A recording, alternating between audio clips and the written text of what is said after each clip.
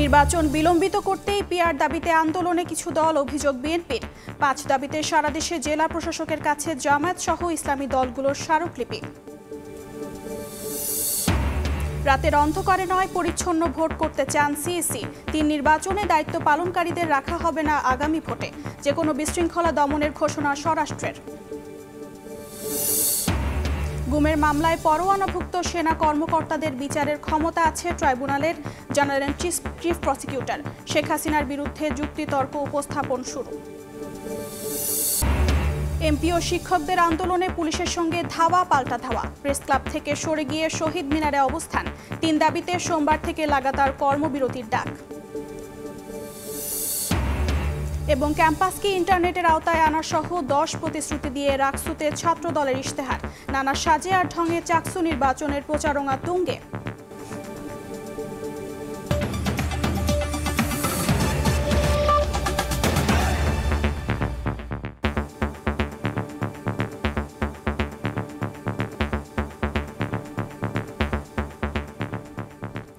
প্রবাসী সময়ের সঙ্গে আছি আমি অর্জিতা শেহজিন। নির্বাচন বিলম্বিত করার লক্ষ্যেই পিআর নিয়ে কিছু দল আন্দোলন করছে বলে মন্তব্য করেছেন বিএনপির মহাসচিব মির্জা ফখরুল ইসলাম আলমগীর। চাপিয়ে দেওয়া কোনো কিছু জনগণ মেনে নেবে না বলেও জানান তিনি। বলেন, সংস্কার ইস্যুতে যেসব বিষয়ে ঐক্যমত্য হয়েছে তা নিয়ে 17 অক্টোবর জুলাই সনদে স্বাক্ষর করবে দলগুলো। যেসব বিষয় ঐক্য হয়নি সেগুলো আগামী নির্বাচনে ইশতেহার আকারে দলগুলো জনগণের ম্যান্ডেট নিতে পারে বলে মনে করেন বিএনপি মহাসচিব। প্রক্রিয়ার মধ্যে দীর্ঘ 7 মাস 3 দফা বৈঠক, 30টির বেশি রাজনৈতিক দলের সঙ্গে আলাপ আলোচনা, কখনো একমত কখনো দ্বিমত। এরপরও সংখ্যাগরিষ্ঠ মতের ভিত্তিতে আগামী 17 অক্টোবর স্বাক্ষর হতে যাচ্ছে বহুল আলোচিত জুলাই সনদ। রাজনীতিবিদদের পাশাপাশি দেশের মানুষের দৃষ্টি এখন সেদিকেই। রোববার ডিআইডিতে এক স্মরণ সভায় বিএনপি মহাসচিব মির্জা ফখরুল ইসলাম আলমগীর বলেন, সংস্কার কমিশনের প্রস্তাবের বেশিরভাগই বিএনপির দেয়া রাষ্ট্র মেরামতের 31 দফায় আগে থেকেই আছে। তিনি বলেন, ঐক্যমত্যের ভিত্তিতে সনদ স্বাক্ষর হলেও যেসব বিষয়ে একমত হয়নি সে প্রস্তাবগুলো আগামী নির্বাচনে জনগণের সিদ্ধান্তের জন্য ছেড়ে দিতে হবে। সংস্কারকে নিয়ে বিভিন্ন রকম কথাবার্তা দীর্ঘদিন ধরে হয়েছে, কারণ এর আলোচনা চলছে। আগামী 17 তারিখে এই সনদের স্বাক্ষর করবেন যেগুলো বিষয়ে একমত হয়েছেন সেই বিষয়গুলো নিয়ে। আর যে বিষয়গুলো একমত হওয়া যায়নি সেগুলো নিয়ে রাজনৈতিক দলগুলো জনগণের সামনে তারা নির্বাচনের সময় ম্যানিফেস্টো আকারে যাবেন। সংখ্যানুপাতিক বা পিআর পদ্ধতিতে নির্বাচনের দাবির সমালোচনা করেন মির্জা ফখরুল। কয়েকটি দল নির্বাচন বিলম্বিত করতেই এই আন্দোলন করছে বলেও অভিযোগ করেন তিনি। পিআর পদ্ধতি, কয়েকটি রাজনৈতিক দল সেই পদ্ধতি কথা বলছে এবং তারা আন্দোলন করছে। এর লক্ষ্য একটাই, সেই লক্ষ্যটি হচ্ছে যে নির্বাচনকে বিলম্বিত করা। পিআর পদ্ধতি এই দেশের মানুষ গ্রহণ করবে না, চাপিয়ে দেওয়া কোনো কিছু এই দেশের মানুষ গ্রহণ করবে না। দেশ নিয়ে অনেক ষড়যন্ত্র চলছে মন্তব্য করে বিএনপি মহাসচিব বলেন, যে কোনো চক্রান্ত মোকাবেলায় প্রস্তুত আছে দেশের মানুষ। অর্থেই দেশপ্রেমে বিশ্বাস করে। আহমেদ সালেহিন, সময় সংবাদ, ঢাকা। জুলাই জাতীয় সনদের আইনি ভিত্তি এবং পিআর পদ্ধতিতে নির্বাচন সহ 5 দফা দাবিতে ঢাকা জেলা প্রশাসকের কাছে স্মারকলিপি দিয়েছে জামায়াতে ইসলামী, ইসলামী আন্দোলন, বাংলাদেশ খেলাফত সহ 7টি দল। সরকারের কেউ কেউ একটি দলের প্রতি অনুগত অভিযোগ করে নেতারা বলেন, কোনো রাজনৈতিক দলের চাপ জনগণ মানবে না। জুলাই জাতীয় সনদের ভিত্তিতে নির্বাচন, সংসদের উভয় কক্ষে পিআর পদ্ধতি চালু সহ বিভিন্ন দাবিতে আন্দোলনে জামাতে ইসলামী, খেলাফতে মজলিস, ইসলামী আন্দোলন সহ কয়েকটি দল। রোববার 5 দফা দাবিতে ঢাকার জেলা প্রশাসকের কাছে স্মারকলিপি দেয় দলগুলো। স্মারকলিপি প্রদান শেষে ঢাকা দক্ষিণের জামায়াতের আমির নুরুল ইসলাম বুলবুল বলেন, পিআর পদ্ধতিতে নির্বাচন দিতে হবে, কোনো রাজনৈতিক দলের চাপ দেশের জনগণ মানবে না। গণভোটের মাধ্যমে জুলাই সনদ ঘোষণাপত্রের আলোকেই পিআর পদ্ধতির মাধ্যমে জাতীয় নির্বাচন সম্পন্ন করতে হবে। এর বাইরে অন্য কোনো চিন্তা লাভ হবে না। গণভোটের মাধ্যমে জুলাই সনদের সাংবিধানিক বৈধতা চায় ইসলামী আন্দোলন বাংলাদেশ। সরকার যে আগামী ফেব্রুয়ারিতে যে নির্বাচনের রোডম্যাপ ঘোষণা করেছেন, এই নির্বাচনের পূর্বেই জুলাই সনদের আদেশ জারি করতে হবে এবং তা বাস্তবায়ন করতে হবে। দাবি আদায়ে 2 দিনের কর্মসূচি ঘোষণা করেছে বাংলাদেশ খেলাফত মজলিস। 14 অক্টোবর মানববন্ধন বিভাগীয় সদরে এবং ঢাকায় হবে পল্টন মোড়ে। 15 অক্টোবর মানববন্ধন হবে সকল জেলা সদরে। ঢাকা সহ সারা দেশে একযোগে 5 দফা দাবি আদায়ের স্মারকলিপি দিয়েছে দলগুলো। নাইম হাসান, সময় সংবাদ, ঢাকা। নির্বাচনের মাঠে জোরে সোরেই নামছে রাজনৈতিক দলগুলো। জুলাই সনদ নিয়ে দৃশ্যমান অগ্রগতির পর নির্বাচনই এখন মুখ্য দলগুলোর কাছে। শৃঙ্খলা ঠিক রাখতে তফসিলের আগেই সম্ভাব্য প্রার্থীদের সবুজ সংকেত দেওয়ার পরিকল্পনা বিএনপির। অন্যদিকে ডিসেম্বরে জোট আত্মপ্রকাশের পরিকল্পনা জামায়াতের। পাশাপাশি অধিকাংশ আসনে জনসংযোগও চালাচ্ছে দলটি। এতদিন নির্বাচন নিয়ে তোড়জোড় না থাকলেও জুলাই সনদ বাস্তবায়নের দিকে যাওয়ায় মাঠে নামছে এনসিপিও। হাসান ওয়ালির প্রতিবেদন। উৎসব মুখর নির্বাচনের সংস্কৃতি দেখা যায়নি বেশ কয়েক বছর ধরেই। গত 3টি নির্বাচনেও প্রার্থীদের প্রতিদ্বন্দ্বিতাও ছিল না। কর্তৃত্ববাদী শাসনের অবসান হওয়ার পর আসন্ন ত্রয়োদশ সংসদ নির্বাচন ঘিরে তাই উৎসাহ উদ্দীপনা তুঙ্গে। তবে জুলাই সনদ ইস্যুর কারণে কিছুটা ধীরে চলো নীতিতে এগোচ্ছে রাজনৈতিক দলগুলো। তবে একই সঙ্গে রাজনীতির মাঠে শক্তিমত্তার জানান দিতে এবং সংগঠন গোছাতে তৎপর দলগুলো। এরই মধ্যে সম্ভাব্য প্রার্থীদের সঙ্গে মত বিনিময় করেছে বিএনপি। যুগপৎ আন্দোলনে যুক্ত মিত্ররা 217টি আসনে সম্ভাব্য প্রার্থীর তালিকা জমা দিয়েছে দলটির কাছে। 299 আসনে একক প্রার্থী দিয়েছে জামায়াতে ইসলামী। অনেকটা অলিখিত জোটবদ্ধ পথ চলা শুরু করেছে জামায়াত ইসলামী আন্দোলন সহ কয়েকটি দল। তবে এনসিপি এখনও দৃশ্যমান কোনো কার্যক্রম হাতে নেয়নি। এতদিন জুলাই সনদের দাবিতে নানান কর্মসূচিতে থাকলেও এখন দলের সম্ভাব্য প্রার্থীদের প্রস্তুতি নেওয়ার নির্দেশনা দিচ্ছে এনসিপি। যারা প্রস্তুতি নিচ্ছিলেন দীর্ঘ সময় ধরে তাদেরকে সামনে নির্বাচনে প্রস্তুত হওয়ার আমরা নির্দেশ দিয়েছি। কিন্তু সে নির্বাচন সেটা কি জোটবদ্ধভাবে হবে না আমরা এককভাবে করব, সে সিদ্ধান্ত আমরা এখন পর্যন্ত চূড়ান্তভাবে গ্রহণ করিনি। এদিকে ডিসেম্বরে জোটের আত্মপ্রকাশের পরিকল্পনা জামায়াতের। বাইলিটারের আলোচনা হচ্ছে, গ্রুপ ভিত্তিক আলোচনা হচ্ছে, আলোচনা পর্যায়ে এখন আছে, কোনোটা ফাইনাল হয় নাই। ডিসেম্বরে তো এটা একটা ফাইনাল শেপ পাবে আর কি। সম্ভাব্য প্রার্থীদের সবুজ সংকেত দেওয়ার প্রক্রিয়া চলছে বিএনপিতে।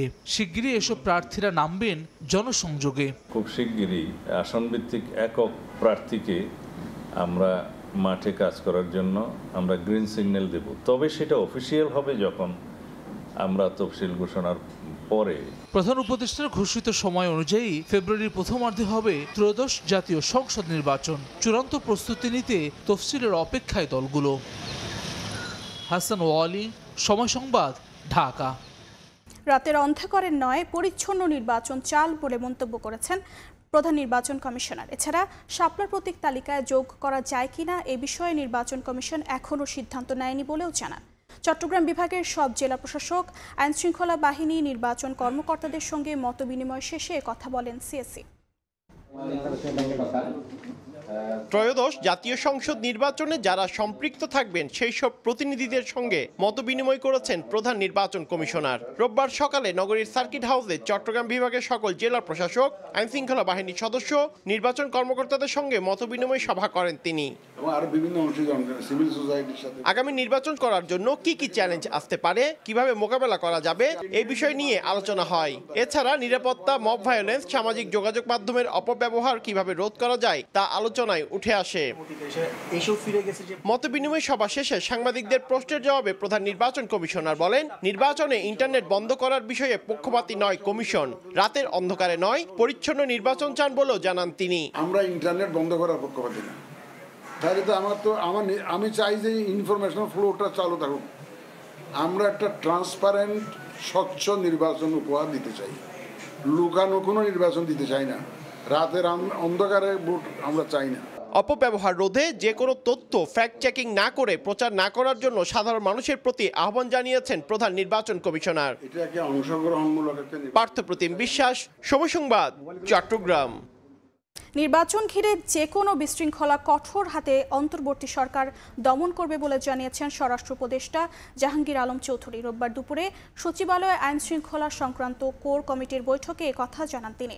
2024, 2018 এবং 2024 সালের জাতীয় নির্বাচনে দায়িত্ব পালনকারীদের আগামী নির্বাচনে রাখা হবে না বলেও জানান তিনি। জাতীয় নির্বাচনের নিরাপত্তা ব্যবস্থা সুশৃঙ্খল রাখতে এখন থেকেই শুরু হয়েছে সরকারের নানা পর্যায়ের কার্যক্রম। সকল বেতের প্রশিক্ষণ সম্পন্ন হবে বলে রোববার সচিবালয়ে আইন শৃঙ্খলা সংক্রান্ত কোর কমিটির বৈঠকে আগামী নির্বাচন সুষ্ঠুভাবে সম্পন্ন করা এবং সার্বিক আইন শৃঙ্খলা রক্ষার বিষয়ে আলোচনা হয়। ঝুঁকিপূর্ণ ভোট কেন্দ্রে সিসিটিভি স্থাপন, 1.5 লাখ পুলিশ সদস্যের জানুয়ারির মধ্যে প্রশিক্ষণ সম্পন্ন করা, 5.5 লাখ আনসার বিডিপি নিয়োগ এবং 80,000 সশস্ত্র বাহিনী দায়িত্ব পালন করবে বলে বৈঠকে সিদ্ধান্ত হয়। নির্বাচন কেন্দ্র করে আইন শৃঙ্খলা পরিস্থিতি অবনতি যেন না ঘটে, সেই জন্য আইন শৃঙ্খলা বাহিনীর টহল ও গোয়েন্দা নজরদারি জোরদার করা। বৈঠক শেষে স্বরাষ্ট্র উপদেষ্টা হুঁশিয়ারি দিয়ে বলেন, নির্বাচন ঘিরে যারা বিশৃঙ্খলা তৈরি করবে তাদেরকে ছাড় দেওয়া হবে না। সুষ্ঠু ভোট প্রক্রিয়া নিশ্চিত করার জন্য যে কোনো বিশৃঙ্খলা সৃষ্টিকারী ব্যক্তি বা গ্রুপকে চিহ্নিত করে আইনের আওতায় এনে তাদের বিরুদ্ধে কঠোর ব্যবস্থা গ্রহণ করা। বলেন, গত 3টি জাতীয় নির্বাচনে যেসব কর্মকর্তা দায়িত্ব পালন করেছেন তাদেরকে আগামী জাতীয় নির্বাচনে দায়িত্ব প্রদান থেকে বিরত রাখা হবে। 2014, 18 এবং 24 সালে জাতীয় সংসদ নির্বাচনে দায়িত্ব পালনকারী ব্যক্তিদের আসন্ন নির্বাচন যথাসম্ভব তাদের দায়িত্ব থেকে অব্যাহতি দেওয়া। এদিকে জনপ্রশাসন মন্ত্রণালয়ে রোববার যোগ দিয়ে সিনিয়র সচিব মোহাম্মদ এহসানুল হক সাংবাদিকদের বলেন, 2014 ও 2018 সালের মতো আগামী নির্বাচন নিরপেক্ষতা হারাবে না। আমাদের যারা মাঠ প্রশাসন আছে, আমার বিশ্বাস তারা অত্যন্ত নিরপেক্ষভাবে এই দায়িত্ব পালন করবে। যদি নিরপেক্ষ নির্বাচন না করে তাদের বিরুদ্ধে অবশ্যই আমরা ব্যবস্থা নিব। কাদের ভয় পাওয়ার কিছু নাই। আপনি গোলমাল করবেন, সেন্টার বন্ধ করে দিয়ে প্রিজাইডিং অফিসার শেষ। পর্যাপ্ত প্রোটেকশন পেলে নিরপেক্ষ নির্বাচন পরিচালনা সম্ভব বলেও মন্তব্য করেন জনপ্রশাসন সচিব। আমরা যদি সুযোগ পাই অত্যন্ত নিরপেক্ষভাবে একটা নির্বাচন উপহার দিতে পারব। প্রসূন আশিস, সময় সংবাদ, ঢাকা। বিশ্ব খাদ্য ফোরামের বৈঠকে যোগ দিতে ইতালির রাজধানী রোমে পৌঁছেছেন প্রধান উপদেষ্টা মোহাম্মদ ইউনূস। রোববার স্থানীয় সময় বিকেল 5টায় সরকার প্রধান ও তার সফর সঙ্গীদের বহনকারী ফ্লাইট রোমের ফিউমিসিনো বিমানবন্দরে অবতরণ করে। প্রধান উপদেষ্টাকে স্বাগত জানান ইতালিতে বাংলাদেশের রাষ্ট্রদূত এটিএম রকিবুল হক। ফোরামের মূল অধিবেশনে আমন্ত্রিত অতিথি হিসেবে বক্তব্য দেবেন প্রধান উপদেষ্টা। পাশাপাশি ইতালির প্রধানমন্ত্রী জর্জিয়া মেলোনি ও বিভিন্ন আন্তর্জাতিক সংস্থার প্রধানের সঙ্গেও বৈঠক করবেন ডক্টর ইউনূস। 3 দাবিতে সোমবার থেকে লাগাতার কর্মবিরতির ডাক দিয়েছেন এমপিওভুক্ত শিক্ষা প্রতিষ্ঠানের শিক্ষকরা। কেন্দ্রীয় শহীদ মিনারে গিয়ে শিক্ষকদের দাবির প্রতি একাত্মতা জানিয়েছেন এনসিপি নেতারাও। আন্দোলনে পুলিশের হামলায় ঘটনার নিন্দা জানান তারা। এর আগে প্রেসক্লাব এলাকায় আন্দোলনরত শিক্ষকদের সঙ্গে পুলিশের ধাওয়া পাল্টা ধাওয়া হয়। দীর্ঘদিনের দাবি আদায়ে রোববার সকালে এমপিওভুক্ত প্রতিষ্ঠানের শিক্ষকরা জাতীয় প্রেসক্লাবের সামনে জড়ো হলে তাদের ছত্রভঙ্গ করে দেয় পুলিশ। দফায় দফায় চলে ধাওয়া পাল্টা ধাওয়া, জলকামান ও সাউন্ড গ্রেনেড ছোড়ার পাশাপাশি করতে দেখা যায় আইন শৃঙ্খলা রক্ষা বাহিনীকে। এখানে অবস্থান নিয়ে আস্তে আস্তে আমাদের শিক্ষকরা শহীদ মিনারে যাওয়ার জন্য প্রস্তুতি নিচ্ছিল। ঠিক এই মুহূর্তে অতর্কিতভাবে পুলিশ আমাদের উপরে জলকামান ব্যবহার করে আক্রমণ করেছে। উস্কানি ছাড়া পুলিশ আমাদের উপর আক্রমণ করেছে। আগে সাউন্ড গ্রেনেড মেরেছে, হ্যান্ড গ্রেনেড মেরেছে, তারপর জলকামান। এর আগে সকাল থেকেই জাতীয় প্রেস ক্লাবের সামনে অবস্থান নিতে শুরু করেন এমপিওভুক্ত শিক্ষা প্রতিষ্ঠানের শিক্ষকরা। চাকরি জাতীয়করণের দাবিতে শুরু করেন বিক্ষোভ। আন্দোলনকারীদের শহীদ মিনারে গিয়ে অবস্থান নেওয়ার অনুরোধ জানায় পুলিশ। এর পরপরই প্রেস ক্লাব এলাকায় ছড়িয়ে পড়ে উত্তেজনা। ন্যায্য অধিকারের কথা বললেই সরকার আমাদের উপরে তেড়ে আসে এবং আমাদেরকে নাজেহাল করার চেষ্টা করে। আমাদেরকে 20% বাসা ভাড়া দিয়ে দিক, 1500 টাকা মেডিকেল দিয়ে দিক, আমরা সুন্দর করে বাসায় চলে যাবো। ওনাদের নেতৃত্বে কিন্তু ম্যাক্সিমামই চলে গেছে। আপনারা দেখেছেন যে কিছু অংশ তারা এখানে আবার রয়ে গেল। আমরা ওখানে দিয়ে আসার পরে তাদের সাথে কথা বললাম, কি ব্যাপার আপনাদের যে লোকজন এখনো এখানে রয়ে গেল। তখন ওরা বলে যে এটা আমাদের সাথে না, তাহলে এরা হয়তো অন্য উদ্দেশ্য নিয়ে এখানে আসছে। পরে এমপিওভুক্ত শিক্ষকরা কেন্দ্রীয় শহীদ মিনারে সমবেত হন। বাড়ি ভাড়া হিসেবে মূল বেতনের 20% ভাতা সহ 3 দাবিতে লাগাতার কর্মবিরতির ডাক দেন। আগামীকালকে থেকে সারা বাংলাদেশের 30,000 এমপিওভুক্ত স্কুল, কলেজ, মাদ্রাসা এবং কারিগরি সকল শিক্ষা প্রতিষ্ঠানে প্রজ্ঞাপন জারি না হওয়া পর্যন্ত লাগাতার কর্মবিরতি চলবে। শিক্ষকদের সমর্থন জানাতে কেন্দ্রীয় শহীদ মিনারে যান এনসিপির নেতারাও। শান্তিপূর্ণ আন্দোলনে হামলার ঘটনায় শিক্ষকদের কাছে ক্ষমা চাওয়ার আহ্বান তাদের।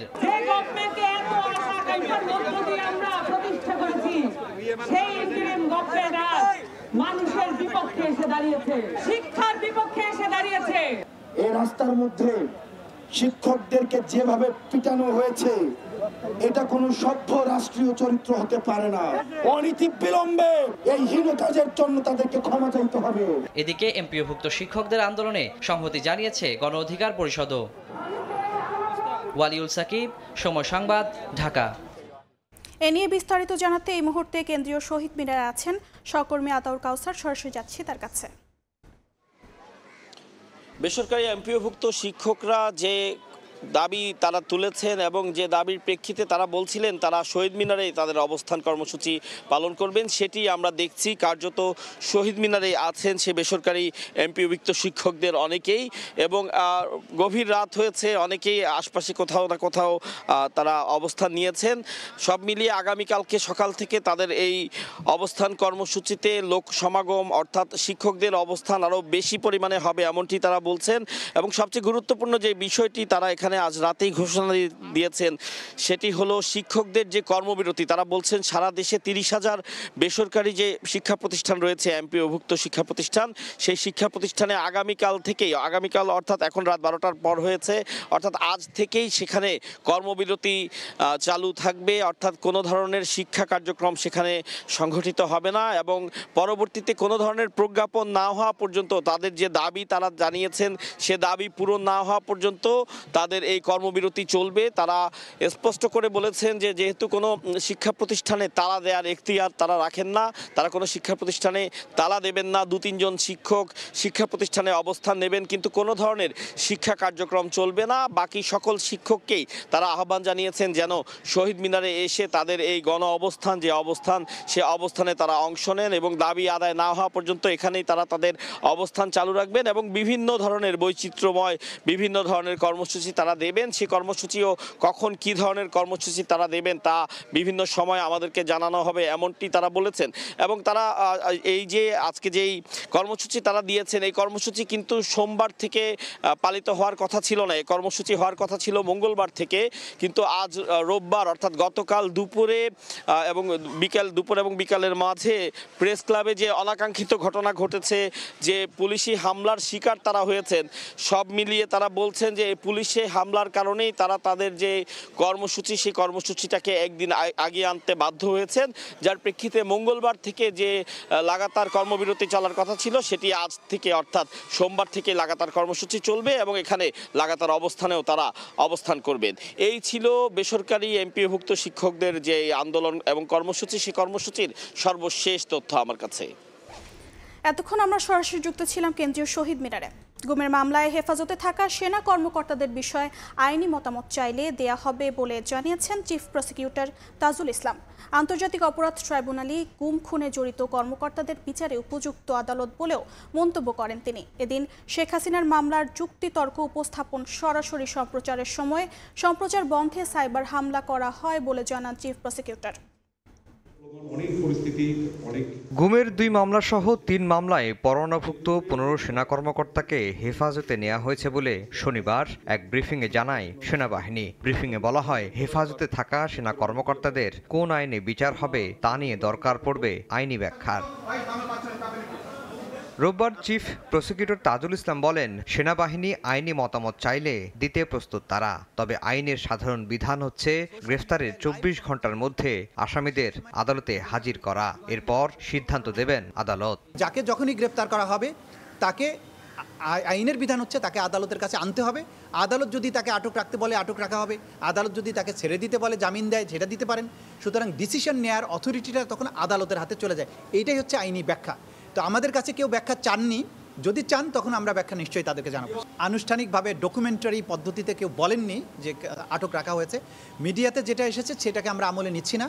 আমাদেরকে যদি বলা হয় যে আটক রাখা হয়েছে তাহলে আইন অনুযায়ী তাকে অবশ্যই আদালতের কাছে আনতে হবে, এটাই বিধান। গ্রেফতারি পরোয়ানা সেনাবাহিনী সহ সংশ্লিষ্ট সব দপ্তরে পৌঁছেছে জানিয়ে চিফ প্রসিকিউটর বলেন আন্তর্জাতিক অপরাধ ট্রাইব্যুনালই গুম খুনে জড়িত সেনা কর্মকর্তাদের বিচারে উপযুক্ত আদালত। এই আইনে যে অপরাধগুলোর বিচার করা হচ্ছে সেই অপরাধগুলোর বর্ণনা বাংলাদেশের সাধারণ কোনো আইনে নেই। Even army act, navy act, এয়ারফোর্সের যে আইন আছে নিজস্ব আইন সেখানেও নেই। এটা একটা স্পেশাল ল। এই অপরাধগুলো আন্তর্জাতিক আইনে বর্ণিত অপরাধ এগুলোর বিচার করার কেবলমাত্র ক্ষমতা হচ্ছে আন্তর্জাতিক অপরাধ ট্রাইব্যুনালের। এই ব্যাপারে সবার সুস্পষ্ট ধারণা থাকা দরকার। গত ৮ অক্টোবর ৩০ জনের বিরুদ্ধে গ্রেফতারি পরোয়ানা জারি করেন বিশেষ ট্রাইব্যুনাল। ২২ অক্টোবর আসামিদের হাজির করার দিন ধার্য রয়েছে। আফজাল হোসেন, সময় সংবাদ, ঢাকা। এবার সেতুর টোল আদায়ের নামে ৩০৯ কোটি টাকা আত্মসাতের অভিযোগে সাবেক প্রধানমন্ত্রী শেখ হাসিনার বিরুদ্ধে মামলা করেছে দুদক, যেখানে ওবায়দুল কাদের, তোফায়েল আমু সহ ১৭ জনকে আসামি করা হয়েছে। এদিকে সাবেক চিফ হুইপ আসম ফিরোজের বিরুদ্ধে মামলার অনুমোদন দিয়েছে সংস্থাটি। অভ্যুত্থানে ক্ষমতাচ্যুত হওয়ার পর শেখ হাসিনার বিরুদ্ধে ১৬ বছরের শাসনামলের দুর্নীতি ফিরিস্তি জমা হয় দুদকে। এসব অভিযোগ নিয়ে কাজ করছে সংস্থাটির একাধিক দল। এবার শেখ হাসিনার বিরুদ্ধে মেঘনা গোমতী সেতুর টোলের অর্থ আত্মসাতের অভিযোগে মামলা করেছে দুদক। এজাহারে বলা হয় ২০১৬ সালের আগে টেন্ডার বাতিল করে তৎকালীন সরকার এককভাবে সিএনএস লিমিটেডকে কার্যাদেশ দেয়। প্রতিষ্ঠানটি টোল আদায়ের মাধ্যমে ৫ বছরে অতিরিক্ত সার্ভিস চার্জ হিসেবে ৪৮৯ কোটি টাকার বিল গ্রহণ করে, যেখানে পরবর্তী সময়ে অন্য প্রতিষ্ঠান একই খাতে মাত্র ১১২ কোটি টাকা আদায় করে। ফলে আত্মসাতের পরিমাণ দাঁড়ায় প্রায় ৩০৯ কোটি টাকা। ৫ বছর মেয়াদের টোল আদায়ের কার্যাদেশ দিয়ে পরস্পর যোগ সাজসে নিজেরা লাভবান হয়ে কিংবা অন্যকে লাভবান করার অসৎ উদ্দেশ্যে প্রতারণার মাধ্যমে অর্পিত দায়িত্ব যথাযথভাবে পালন না করে সরকারি ক্ষমতার অপব্যবহারের মাধ্যমে ৩০৯ কোটি ৪২,৪৫,৮৯০ টাকা আত্মসাৎ। মামলায় শেখ হাসিনার পাশাপাশি সাবেক সেতুমন্ত্রী ওবায়দুল কাদের, আমির হোসেন আমু, তোফায়েল আহমেদ, আনিসুল হক, খন্দকার মোশাররফ হোসেন, এম এ মান্নান সহ ১৭ জনকে আসামি করা হয়েছে। জনাব শেখ হাসিনা সাবেক প্রধানমন্ত্রী সহ মোট ১৭ জনের বিরুদ্ধে দণ্ডবিধির সংশ্লিষ্ট ধারা ও দুর্নীতি প্রতিরোধ আইন ১৯৪৭-এর সংশ্লিষ্ট ধারায় একটি মামলা রুজুর অনুমোদন দেওয়া হয়েছে। এদিন সাবেক চিফ হুইপ আসম ফিরোজ তার স্ত্রী ও সন্তানের বিরুদ্ধে ৯ কোটি টাকার অবৈধ সম্পদ অর্জনের অভিযোগে মামলার অনুমোদন দিয়েছে সংস্থাটি। তাসলিম তৌহিদ, সময় সংবাদ, ঢাকা। বান্দরবানের নাইখংছড়ি সীমান্তে মাইন বিস্ফোরণে এবার পা হারালেন বিজিবির এক সদস্য। উন্নত চিকিৎসার জন্য তাকে রামু সিএমএইচে ভর্তি করা হয়েছে। রোববার বেলা ১১টার দিকে বাংলাদেশ মিয়ানমার সীমান্তবর্তী নাইখংছড়ির তোমরো এলাকায় টহল দিচ্ছিলেন ৩৪ বিজিবির সদস্য নায়েক মোহাম্মদ আক্তার হোসেন। এ সময় হঠাৎ মাইন বিস্ফোরণে তার একটি পা বিচ্ছিন্ন হয়ে যায়, অন্য পাও প্রায় বিচ্ছিন্ন হয়ে গেছে। দুর্গম পাহাড় আর গভীর অরণ্যে ঘেরা নাইখংছড়ি সীমান্তের নোম্যান্স ল্যান্ডে অসংখ্য স্থলমাইন পুঁতে রেখেছে মিয়ানমার। প্রায় সময় এই এলাকায় মাইন বিস্ফোরণ হয়। সীমান্ত এলাকায় গেল ৩ বছরে স্থলমাইন বিস্ফোরণে আহত হয়েছে অন্তত ১৬ জন। কক্সবাজার সমুদ্র সৈকতের বালিয়াড়ি দখল করে গড়ে তোলা শতাধিক দোকান উচ্ছেদ করেছে প্রশাসন। তবে ব্যবসায়ীদের দাবি প্রশাসনের অনুমোদিত কার্ড নিয়ে রাজস্ব প্রদান করে বৈধভাবে ব্যবসা করছেন। আর ট্যুরিস্ট পুলিশ বলছে সৈকতের বালিয়াড়ি বা ঝাউবাগান ফের কেউ দখল করলে আইনগত ব্যবস্থা নেওয়া হবে। কক্সবাজার সমুদ্র সৈকতের সুগন্ধা পয়েন্টের বালিয়াড়ি ও ঝাউবাগান, যেখানে মাসখানেক আগে রাতের আঁধারে বসানো হয় শতাধিক টং দোকান, কিন্তু বন, পরিবেশ ও জলবায়ু পরিবর্তন মন্ত্রণালয়ের নির্দেশে সৈকতের পরিবেশ ও প্রতিবেশ সংকটাপন্ন এলাকা থেকে সব ধরনের স্থাপনা উচ্ছেদে সিদ্ধান্ত নেওয়া হয়। এরই আলোকে রোববার দুপুর ২টার মধ্যে সুগন্ধা পয়েন্ট এলাকায় গড়ে ওঠা অবৈধ স্থাপনা সরিয়ে নিতে মাইকিং করে জেলা প্রশাসন। মোতায়েন করা হয় বিপুল সংখ্যক সেনাবাহিনী, র্যাব, জেলা ও ট্যুরিস্ট পুলিশের সদস্য, কিন্তু নির্ধারিত সময়ের মধ্যে সরিয়ে না নেওয়ায় অনেক দোকান গুড়িয়ে দেওয়া হয়। যতটুকু সম্ভব আমরা যদি এটা করতে পারি সেটা হলো আমাদের ফার্স্ট স্টেজ। আমরা চেষ্টা করতেছি, আমাদেরকে আরেকটু সময় দেন। তবে ব্যবসায়ীদের দাবি তারা জেলা প্রশাসনের অনুমোদিত কার্ড ও রাজস্ব দিয়ে বৈধভাবে ব্যবসা করছিলেন, কিন্তু উচ্ছেদে ক্ষতির মুখে পড়েছেন তারা। ব্যাট দিয়ে আমরা ব্যবসা করতেছি, আমরা কোনো অবৈধভাবে এখানে আসিনি। আমাদের যেহেতু উচ্ছেদ করে দিয়েছে, তো আমাদের একটা নির্ধারিত জায়গা না দেখায় তো উচ্ছেদ করতে পারতেছে না।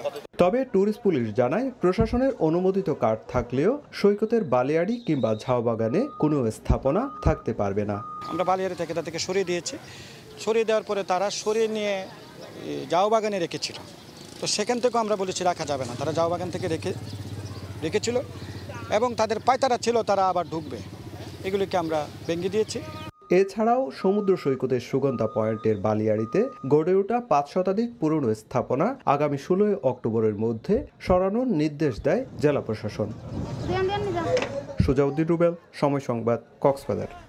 সারা দেশে প্রথমবারের মতো শুরু হলো মাসব্যাপী টাইফয়েড টিকাদান ক্যাম্পেইন। রোববার সকালে রাজধানীর আজিমপুরে স্যার সলিমুল্লাহ মুসলিম এতিমখানায় কর্মসূচির উদ্বোধন করেন স্বাস্থ্য উপদেষ্টা নূরজাহান বেগম। বলেন, টিকাদানের মধ্য দিয়ে দেশে টাইফয়েড মৃত্যু রোধ করা সম্ভব। আগামী 13 নভেম্বর পর্যন্ত চলবে এই কর্মসূচি।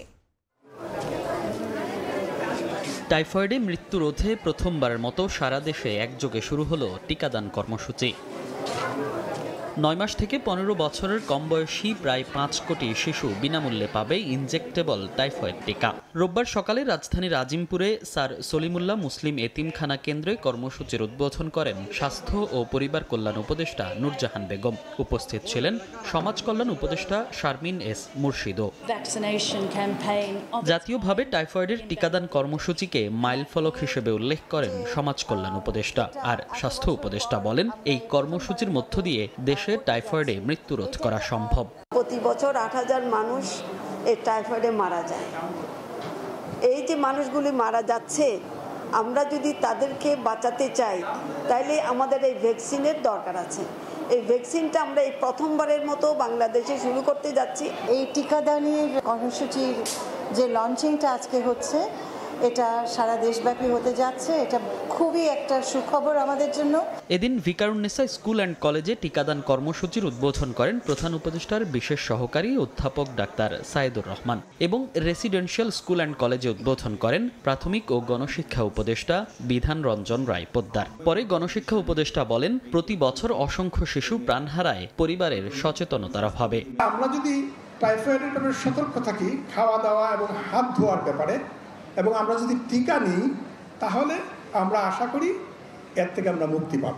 30 অক্টোবর পর্যন্ত 14 কর্মদিবসে শিক্ষা প্রতিষ্ঠানে টিকা দেয়া হবে। শনিবার ও বাকি দিনগুলোতে মিলবে নিয়মিত টিকা কেন্দ্রে। আর 30 অক্টোবরের পর থেকে 13 নভেম্বর পর্যন্ত দেয়া হবে কমিউনিটি পর্যায়ে। মনির হোসাইন, সময় সংবাদ, ঢাকা। ইলিশ রক্ষায় এবার মৎস্য ও প্রাণী সম্পদ মন্ত্রণালয়ের উদ্যোগে ইন এইড টু সিভিল পাওয়ারের আওতায় যুক্ত হয়েছে বাংলাদেশ বিমান বাহিনী। জাটকা শিকার বন্ধে জেলেদের গতিবিধি শনাক্তে আকাশপথে বিশেষ টহল অভিযান চালিয়েছে সংস্থাটি। এ সময় বেশ কয়েকটি ট্রলার ও জেলেদের গতিবিধি শনাক্ত করে টহল হেলিকপ্টারটি। শাহজাহান খানকে সঙ্গে নিয়ে রায়দুল ইসলাম শুভ রিপোর্ট। দিনের আলো নিভে অন্ধকার নামতেই মেঘনা নদীর উপর দিয়ে চক্কর দিচ্ছে বাংলাদেশ বিমান বাহিনীর নজরদারি হেলিকপ্টার। দেশের প্রধান নদী মেঘনা, পদ্মা ও আড়িয়াল খার উপর দিয়ে চলছে অবৈধ ঝাটকা শিকার বন্ধে আকাশপথের অভিযান। জাতীয় সম্পদ রক্ষায় মৎস্য ও প্রাণী সম্পদ মন্ত্রণালয়ের উদ্যোগে ইন এইড টু সিভিল পাওয়ারের আওতায় মা ইলিশ সংরক্ষণ অভিযানে বাংলাদেশ বিমান বাহিনী। এই অনুসন্ধানী যে হেলিকপ্টারটি রয়েছে, তারা অত্যাধুনিক যে প্রযুক্তি রয়েছে সে প্রযুক্তি এবং উচ্চমানের স্যাটেলাইট ব্যবহার করে জেলেদের কার্যক্রম পর্যবেক্ষণ করছে। কোন ট্রলার বা জেলেদের শনাক্ত করলে হেলিকপ্টার থেকে রেডিওর মাধ্যমে সংকেত পাওয়ার কয়েক মিনিটের মধ্যে কোস্টগার্ড পৌঁছে যায় ওই স্থানে। তবে নদীর পাশাপাশি আকাশপথের এই অভিযানে বিস্তীর্ণ এলাকায় নজরদারিতে বড় ভূমিকা রাখছে বিমান বাহিনী। আমরা কিছু আইসোলেটেড পেয়েছি, কিছু বোর্ড পেয়েছি। আমরা ওই যে জায়গাতে বোর্ডগুলো পেয়েছি ওগুলোর কোঅর্ডিনেটগুলো আমরা রেডিও ফ্রিকোয়েন্সির মাধ্যমে আমরা আমাদের এয়ার হেডকোয়ার্টার অলরেডি ইনফর্ম করেছি যে আজকে আমরা যেটা করলাম এর সাবসিকুয়েন্ট ডেজ আরও কন্টিনিউ হবে এবং এই যে আপনাদের যে অপারেশন চলছে এটা সাকসেসফুল হবে বলে আমার বিশ্বাস। মৎস্য অধিদপ্তরের তথ্য বলছে 2020-21 অর্থ বছরে দেশে ইলিশ উৎপাদন ছিল 5,50,000 টন। মাঝে তা বৃদ্ধি পেলেও আবারও কমে এসেছে। আইন ও প্রয়োগ আছে, তবুও চলছে গোপন শিকার। গত বছর নিষেধাজ্ঞা কার্যকরের পর 52% ইলিশ উৎপাদন বৃদ্ধি পায়। এবার উৎপাদন আরও বাড়ার আশা মৎস্য অধিদপ্তরের। বিমান বাহিনীর যে হেলিকপ্টারের মাধ্যমে অভিযানটা পরিচালিত হল, আশা করি প্রজনন সফলতা আরও বৃদ্ধি পাবে এবং মা ইলিশ সংরক্ষণের ক্ষেত্রে অত্যন্ত গুরুত্বপূর্ণ ভূমিকা পালন করবে বলে আমি বিশ্বাস করি। আকাশে বিমান বাহিনী, নদীতে কোস্টগার্ড, ঝাটকা রক্ষায় চলছে সমন্বিত অভিযান। তবুও প্রশ্ন থেকে যায়, আইন প্রয়োগের পাশাপাশি জেলেদের জীবনযাত্রা নিরাপদ না হলে ইলিশ রক্ষা কতটা টেকসই হবে? রায়দুল ইসলাম শুভ, সময় সংবাদ, ঢাকা। স্টেক হোল্ডারদের সঙ্গে আলোচনা না করা পর্যন্ত চট্টগ্রাম বন্দরে বর্ধিত ট্যারিফ স্থগিতের দাবি জানিয়েছেন ব্যবসায়ীরা। রোববার দুপুরে সর্বস্তরের ব্যবসায়ীদের ব্যানারে দেশের প্রধান সমুদ্র বন্দরে অস্বাভাবিক ট্যারিফ বৃদ্ধির প্রতিবাদে আয়োজিত সমন্বয় সভায় এ দাবি জানান তারা। চট্টগ্রাম বন্দরে ট্যারিফ বাড়ানো হয়েছে 41%, যা কার্যকর হতে যাচ্ছে 15 অক্টোবর থেকে। নতুন কাঠামোয় এই বর্ধিত ব্যয় পুষিয়ে নিতে চার্জ বাড়াচ্ছে শিপিং লাইন সহ বিভিন্ন পক্ষ, যা নিয়ে চরম উদ্বিগ্ন বন্দর ব্যবহারকারীরা। রোববার দুপুরে চট্টগ্রাম নগরের একটি হোটেলে সরকারি এমন সিদ্ধান্তের বিরোধিতা ও প্রতিবাদ জানাতে সর্বস্তরের ব্যবসায়ীদের ব্যানারে সমন্বয় সভা অনুষ্ঠিত হয়। এই বন্দর পৃথিবীর অন্যান্য বন্দরের থেকে একটু আলাদা। এই সময় ব্যবসায়ীরা বলেন, প্রতিবেশী এবং প্রতিদ্বন্দ্বী দেশগুলোর বন্দরের তুলনায় কন্টেনার হ্যান্ডেলিং চার্জ চট্টগ্রামে প্রায় দ্বিগুণ। সেবার মান না বাড়িয়ে উন্নত বন্দরের দোহাই দিয়ে চার্জ বাড়ানো হয়েছে এ বন্দরে। মূলত বিদেশি অপারেটরদের লাভবান করতে এই প্রয়াস, অভিযোগ ব্যবসায়ীদের। আমরা আশার বুক বেঁধে রেখেছিলাম যে আবার স্টেক হোল্ডারদের সাথে নেগোশিয়েট করবেন, নেগোশিয়েট করে একটা পর্যায়ে উইন উইন সিচুয়েশনে এক জায়গায় আসবেন। সার্বিকভাবে ব্যবসায়ীদের যে কাজগুলো সাহায্য আসবে, সহযোগিতা আসবে, ওনারা পেইনফুল হবে না, ওনারা কাজকর্মে স্মুথলি করতে পারবে। কি কাস্টম বলেন, বন্দর বলেন, বিভিন্ন জায়গায় শিপিং বলেন, বাত অপারেটর বলেন, প্রত্যেকটা জায়গায় যাতে কোনো ধরনের টেনশন ফিল না করে সে পরিবেশ আমাদেরকে করে দিতে হবে। ব্যবসায়ীদের মতে বিভিন্ন দেশ বন্দর ব্যবহারকারীদের সঙ্গে আলোচনা করে চার্জ সমন্বয় করে, অথচ এখানে হয়েছে উল্টো। দেশের অন্য বন্দরে না বাড়িয়ে কেবল চট্টগ্রাম বন্দরে ট্যারিফ বাড়ানোর অর্থ এ বন্দরকে বন্ধ করে দেওয়ার চক্রান্ত। প্রত্যেকটা স্টেক হোল্ডারকে ডেকে আলাপ করে সবার সম্মতিতে সিদ্ধান্ত নিয়ে এটা যেন ইমপ্লিমেন্ট করা হয়। কিসের জন্য বাড়াবেন? যেটা কস্ট বেস ট্যারিফ, কস্ট যদি বাড়ে তাহলে আপনি কস্ট বেস ট্যারিফ করবেন। চট্টগ্রাম বন্দরে ট্যারিফ বাড়ানোর মতো একটা আত্মঘাতী সিদ্ধান্ত যে সরকার নিতে যাচ্ছে, যে স্টেক হোল্ডাররা ক্ষতিগ্রস্ত হবে, দেশের অর্থনীতি অবরুদ্ধ হবে, এ ধরনের একটা সিদ্ধান্ত স্টেক হোল্ডারদের মতামতের বিরুদ্ধে যে একটা সরকার নিতে পারে, এটি আমাদের কোনোভাবে বোধগম্য নয়। চট্টগ্রামের সর্বস্তরের ব্যবসায়ীদের ব্যানারে এই সমন্বয় সভায় প্রধান উপদেষ্টাকে নতুন ট্যারিফ স্থগিতের অনুরোধ জানান বন্দর ব্যবহারকারীরা। চট্টগ্রাম বন্দর হবে এক্সপেন্সিভ একটা বন্দর। ফেরদৌস লিপি, সময় সংবাদ, চট্টগ্রাম। একদিকে কমছে বেসরকারি খাতে ঋণ প্রবৃদ্ধি, অন্যদিকে প্রান্তিক ঘুরতেই 20% বেশি করে বাড়ছে খেলাপি ঋণের পরিমাণ। শঙ্কা জাগানো এমন পরিসংখ্যান সামনে এনে খেলাপি ঋণ আদায়ে কোনো ছাড় দিতে চায় না বাংলাদেশ ব্যাংক। এক্ষেত্রে খেলাপিদের সঙ্গে অদূরদর্শী ব্যাংক কর্মকর্তাদেরও জবাবদিহিতা নিশ্চিতের পরামর্শ অর্থনীতিবিদদের। আর শুধু কর্মপরিকল্পনায় সীমাবদ্ধ না থেকে তা আদায় করে সঠিক বিনিয়োগে মনোযোগ বাড়ানোর দাবি ব্যবসায়ীদের। সাইফুল ইসলামের রিপোর্ট। মূল্যস্ফীতির লাগাম টানতে কঠোর মুদ্রানীতির কবলে নিত্যপণ্যের বাজারে স্বস্তি না মিললেও বেড়ে গেছে ব্যাংক ঋণের বিপরীতে সুদের হার। এতে কমেছে বেসরকারি খাতে ঋণের প্রবৃদ্ধি।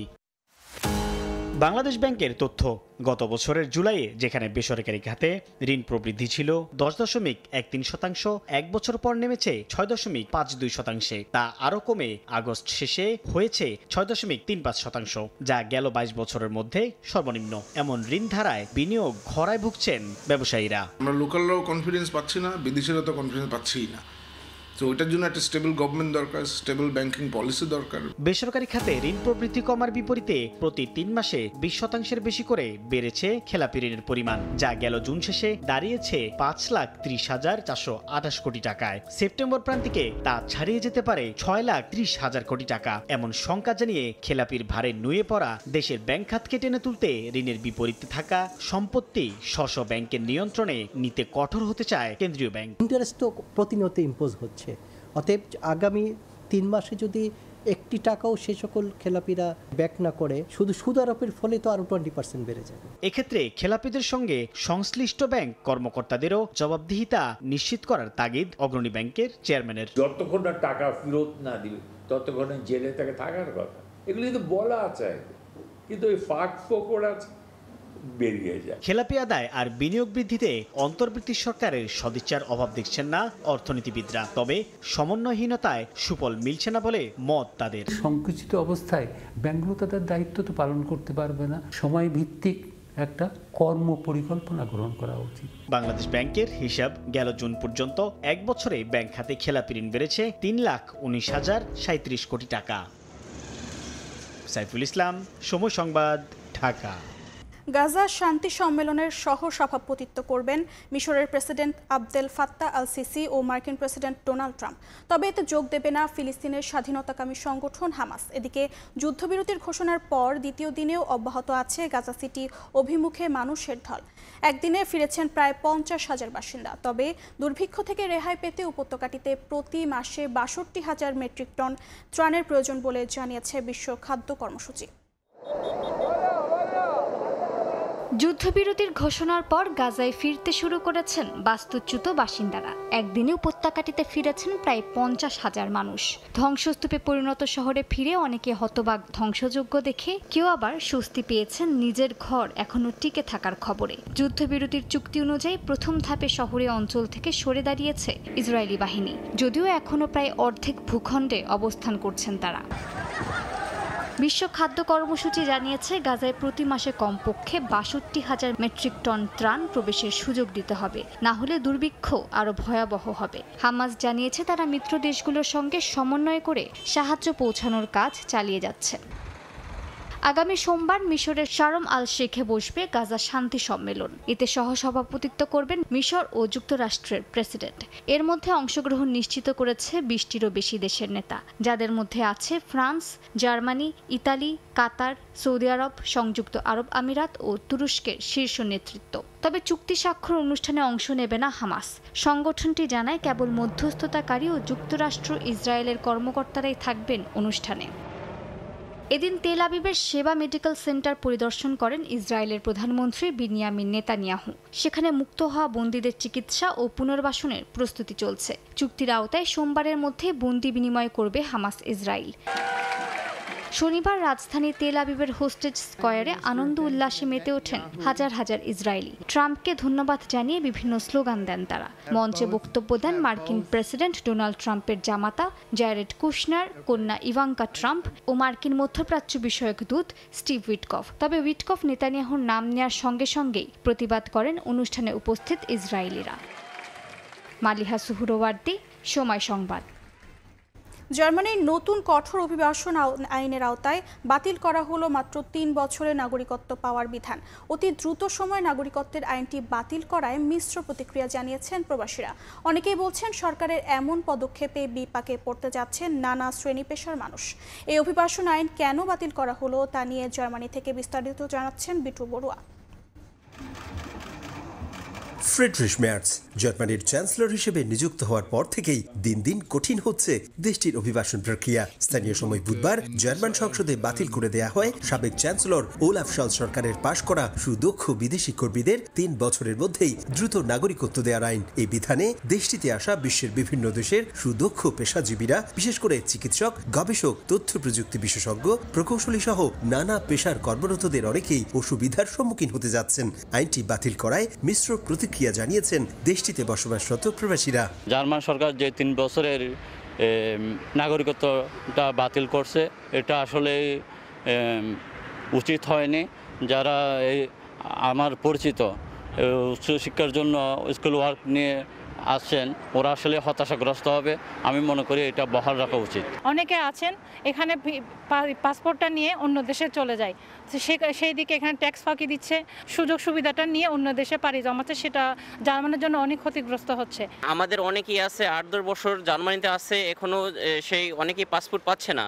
যে 3 বছরে সহজে পাসপোর্ট হইলে তখন তো আর জার্মানের যেই পাসপোর্টের ভ্যালুটা সেটা সে বুঝবে না। জার্মান সরকারের সাধুবাদ জানাই যে এই আইনটা ভালোই করছে। জার্মানি আসলে এতটা সহজ না।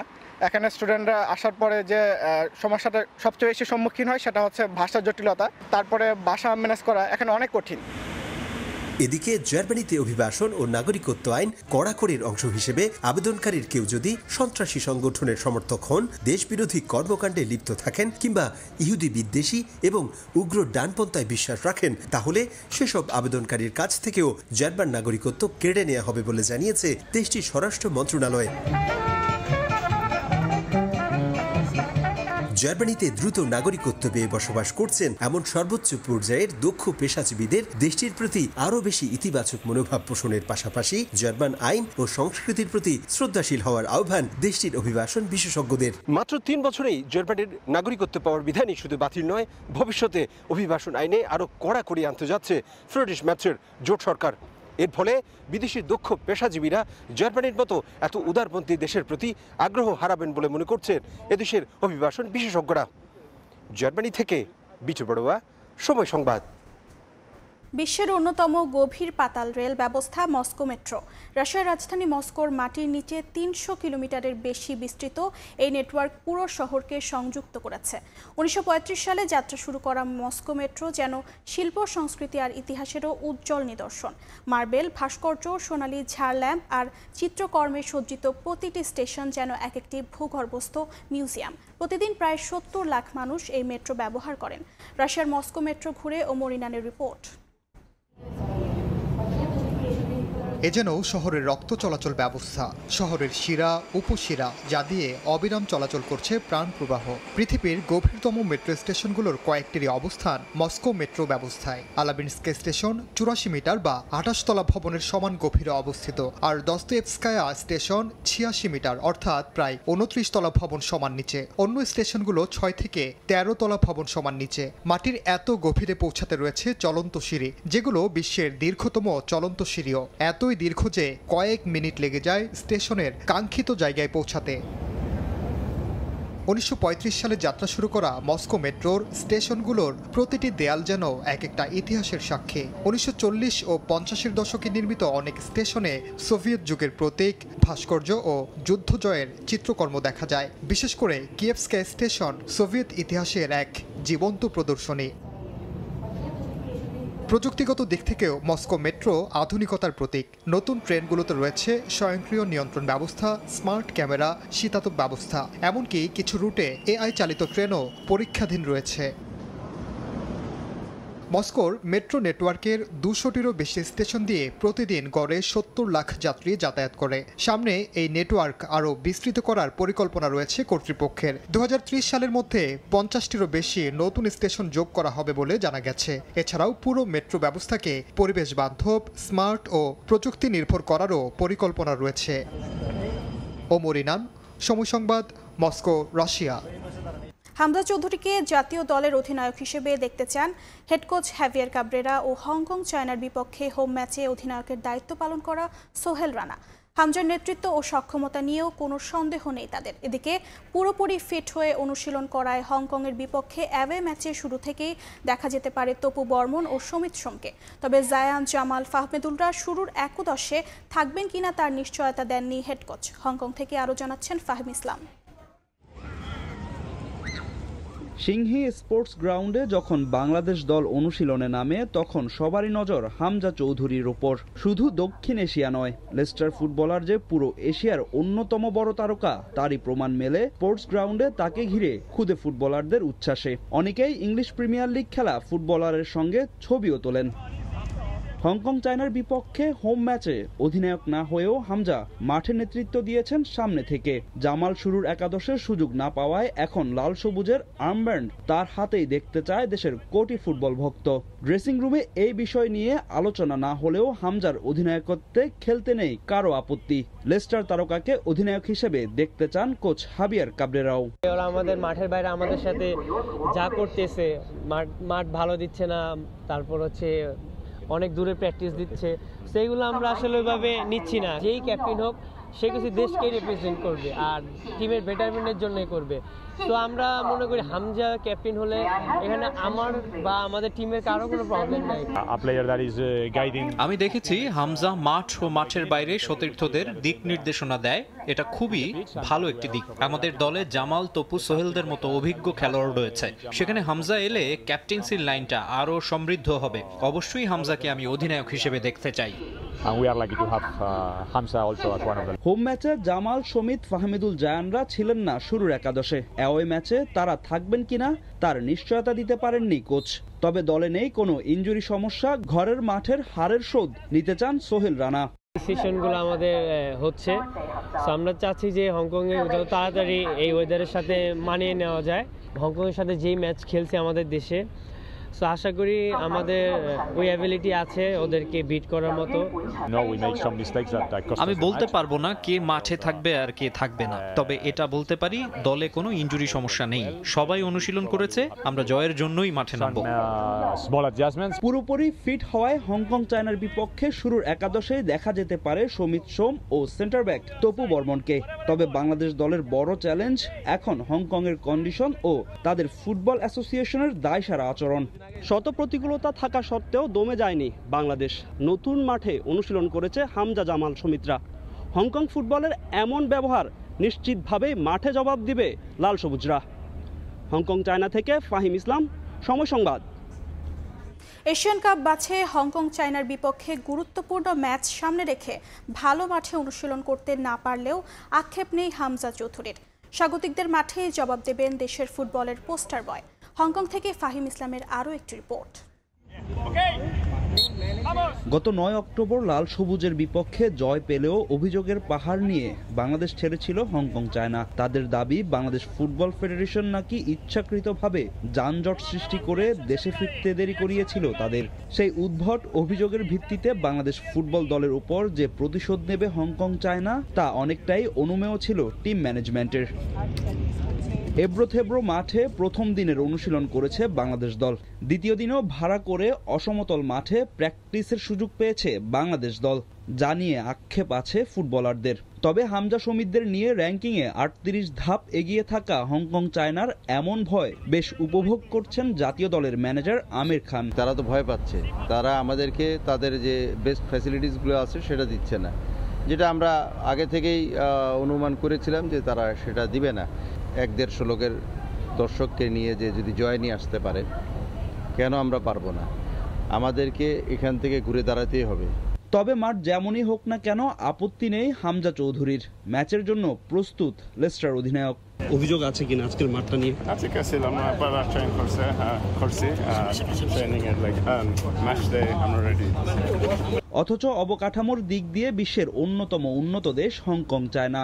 অত্যাধুনিক সুযোগ সুবিধা সহ মাঠ রয়েছে তাদের, যেখানে খেলেছে ম্যানচেস্টার ইউনাইটেড, আর্সেনাল, ক্রিস্টিয়ানো রোনালদোর আল নাসরের মতো দল। অনুশীলনের জন্য তারা পায় অত্যাধুনিক সব প্র্যাকটিস ভেন্যু। তাহলে বাংলাদেশের সঙ্গে কেন এই অবিচার? হামজা জামাল সমিতদের প্রতি হংকং ফুটবল অ্যাসোসিয়েশনের এমন আচরণে ক্ষোভ প্রকাশ করেছেন দেশটিতে থাকা প্রবাসী বাংলাদেশিরা। হংকংয়ে মোর দেন আই থিঙ্ক 200-300 ফিল্ড আছে, যেগুলোতে রেগুলার ওদের ক্লাবের গেম, রেগুলার ওদের ন্যাশনাল গেমগুলো হয়, বাট ইন্টারন্যাশনাল ইভেন্টের জন্য ওদের আরও বেটার পিচ আছে হংকংয়ে। আমার মনে হয় যে বাংলাদেশকে এর থেকে আরও ভালো ফিল্ড দেওয়া যেত। হামজার যে লেভেল, আমাদের বাংলাদেশ টিম যেটা ন্যাশনাল টিম, এটা তো অন্য কোনো ছোটোখাটো ক্লাব না। ন্যাশনাল টিম হিসাবে আমি মনে করি তাদেরকে আরও ভালো কোনো মাঠে দেওয়া দরকার ছিল। হংকং চায়নার এমন আচরণে লাল সবুজদের আত্মবিশ্বাসে যেন চির না ধরে, তার জন্য মাঠে গিয়ে হামজা জামালদের সমর্থন দেবে হংকংয়ে থাকা প্রবাসীরা। ফাহিম ইসলাম, সময় সংবাদ, হংকং, চায়না। এ পর্যায়ে শীর্ষ সংবাদগুলো জানিয়ে দিচ্ছি আরেকবার। নির্বাচন বিলম্বিত করতেই পিআর দাবিতে আন্দোলনে কিছু দল, অভিযোগ বিএনপির। 5 দাবিতে সারা দেশে জেলা প্রশাসকের কাছে জামায়াত সহ ইসলামী দলগুলোর স্মারকলিপি। গুমের মামলায় পরোয়ানাভুক্ত সেনা কর্মকর্তাদের বিচারের ক্ষমতা আছে ট্রাইব্যুনালের, জানালেন চিফ প্রসিকিউটর। শেখ হাসিনার বিরুদ্ধে যুক্তিতর্ক উপস্থাপন শুরু। এমপি ও শিক্ষকদের আন্দোলনে পুলিশের সঙ্গে ধাওয়া পাল্টা ধাওয়া। প্রেস ক্লাব থেকে সরে গিয়ে শহীদ মিনারে অবস্থান। 3 দাবিতে সোমবার থেকে লাগাতার কর্মবিরতির ডাক।